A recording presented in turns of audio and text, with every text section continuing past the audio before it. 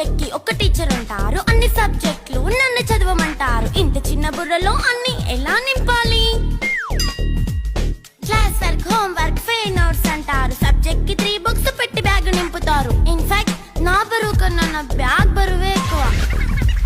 క్వశ్చన్లు, ఆన్సర్లు, సర్ప్రైజ్ టెస్టులు తమ్మి దాటుకొని మళ్ళీ స్కూల్ వ్యాన్ ఎక్కేసి అమ్మయ్య ఇక ఇంటికి వచ్చేసామనుకుంటే మార్క్స్ తక్కువ వస్తే చెయ్యాలి అసైన్మెంట్. రిపోర్ట్ కార్డ్ చూపిస్తే ఇంట్లో ఉన్న పనిష్మెంట్. హోమ్ వర్క్ చేయమంటూ మమ్మీ చంపుతుంటుంది. ట్యూషన్ టైం అయిందని డాడీ తరుముతుంటాడు. డాన్స్ క్లాస్ కి వెళ్ళమని తాతయ్య తిడతాడు. స్నాక్స్ తిని వెళ్ళమని నాన్నమ్మ ఆపుతుంది. ఇక అన్నీ అయిపోయాక కాసేపు టీవీ చూద్దామంటే మమ్మీ ఎంట్రీ ఇచ్చింది. బెడ్ ఎక్కమంది. చిన్న నాప్ తీసేలోపు తెల్లారిపోయింది.